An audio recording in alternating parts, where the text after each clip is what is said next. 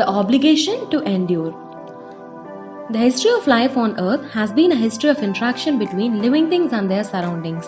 To a large extent, the physical form and the habitats of the Earth's vegetation and its animal life have been molded by the environment. Considering the whole span of earthly time, the opposite effect, in which life actually modifies its surroundings, has been relatively slight. Only within the moment of time represented by the present century has one species, man, acquired significant power to alter the nature of his world. During the past quarter century, his power has not only increased to one of its disturbing magnitude, but it has changed in character. The most alarming of all man's assaults upon the environment is the contamination of air, earth, rivers, and sea with dangerous and even lethal materials. This pollution is for the most part irrecoverable. The chain of evil it initiates not only in the world that must support life, but in living tissues is for the most part irreversible. In this now universal contamination of the environment, chemicals are the sinister and little recognized partners of radiation in changing the very nature of the world, the very nature of its life. Strontium-90, released through nuclear explosions into the air, comes to earth in rain or drifts down as fallout, lodges in soil, enters into the grass or corn or wheat grown there, and in time takes up its abode in the bones of a human being, there to remain until his death. Similarly, chemicals sprayed on croplands or forests or gardens lie long in soil, entering into living organisms, passing from one to another in a chain of poisoning and death.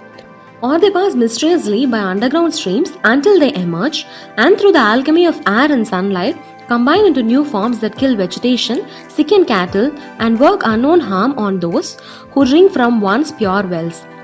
As Albert Schweitzer has said, man can hardly even recognize the devils of his own creation. It took hundreds of millions of years to produce the life that now inhabits the earth. Aeons of time in which that developing and evolving and diversifying life reached a state of adjustment and balance with its surroundings. The environment, rigorously shaping and directing the life it supported, contained elements that were hostile as well as supporting. Certain rocks gave out dangerous radiation, even within the light of the sun, from which all life draws its energy. There were shortwave radiations with power to injure. Given time, not in years but in millennia, life adjusts, and the balance has been reached. For time is the essential ingredient, but in the modern world there is no time. The rapidity of change and the speed with which new situations are created follow the impetuous and heedless phase of man rather than the deliberate phase of nature. Radiation is no longer merely the background radiation of rocks, the bombardment of cosmic rays, the ultraviolet of the sun that have existed before there was any life on earth. Radiation is now the unnatural creation of man's tampering with the atom. The chemicals to which life is asked to make its adjustment are no longer merely the calcium and silica and copper and all the rest of the minerals washed out of the rocks and carried in rivers to the sea. They are the synthetic creation of man's inventive mind, brewed in his laboratories and having no counterparts in nature. To adjust to these chemicals would require time on the scale that is nature's. It would require not merely the years of man's life, but the life of generations. And even this, were it by some miracle possible, would be futile, for the new chemicals come from our laboratories in an endless stream. Almost 500 annually find their way into actual use in the United States alone. The figure is staggering and its implications are not easily grasped. 500 new chemicals to which the bodies of men and animals are required somehow to adopt each other. Chemicals totally outside the limits of biologic experience. Among them are many that are used in man's war against nature. Since the mid-1940s, over 200 basic chemicals have been created for use in killing insects, weeds, rodents and other organisms described in the modern vernacular as pests. And they are sold under several thousand different brand names. These sprays, dust and aerosols are now applied almost universally to farms, gardens, forests and homes. Non-selective chemicals that have the power to kill every insect, the good and the bad. to still the song of birds and the leaping of fish in the streams, to coat the leaves with a deadly film and to linger on in the soil, all this though the intended target may be only a few weeds or insects.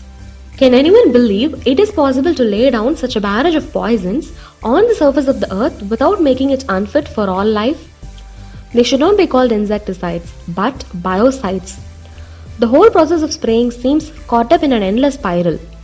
Since DDT was released for civilian use, a process of escalation has been going on in which ever more toxic materials must be found. This has happened because insects, in a triumphant vindication of Darwin's principle of the survival of the fittest, have evolved super races immune to a particular insecticide used. Hence, a deadlier one has always to be developed, and then a deadlier one than that.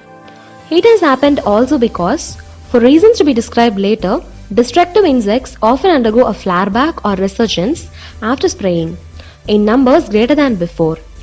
Thus, the chemical war is never won, and all life is caught in its violent crossfire.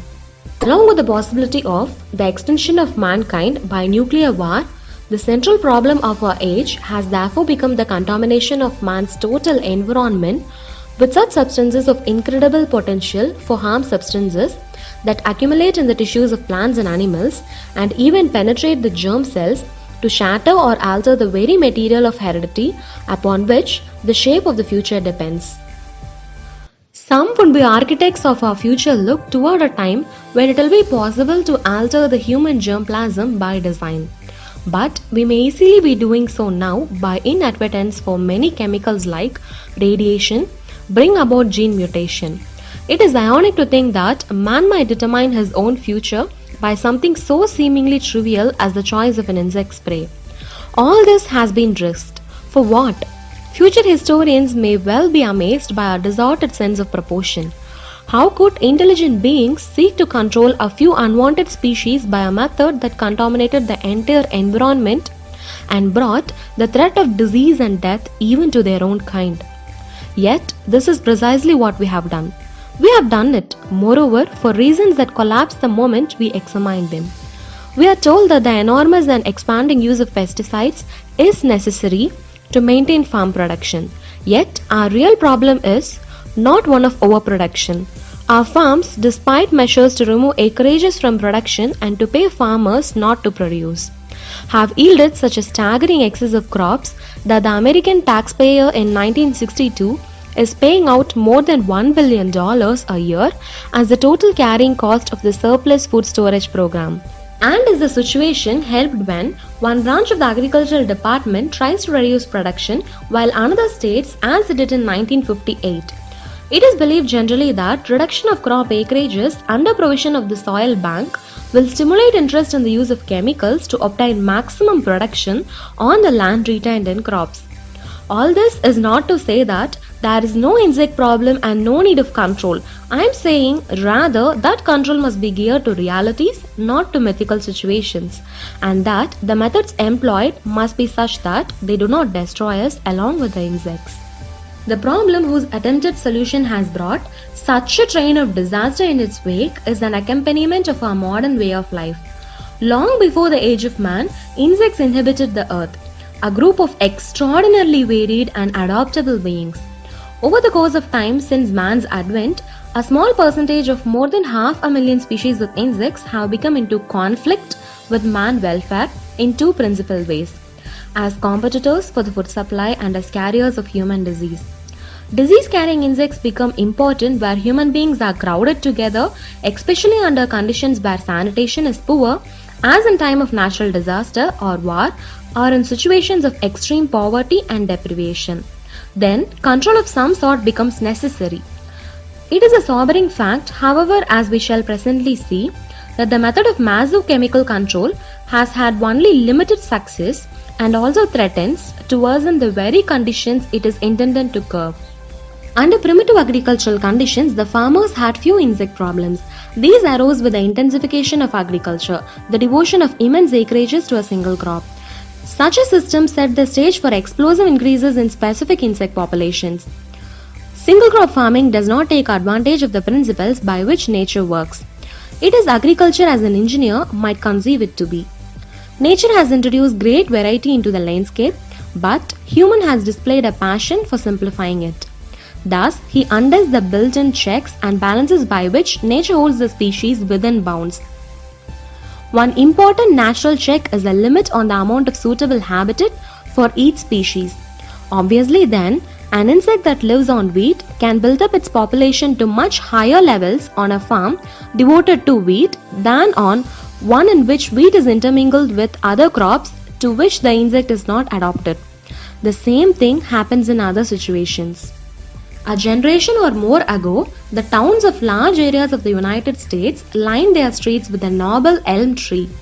Now the beauty they hopefully created is threatened with complete destruction as disease sweeps through the elms, carried by a beetle that would have only limited chance to build up large populations and to spread from tree to tree if the elms were only occasional trees in a richly diversified planting.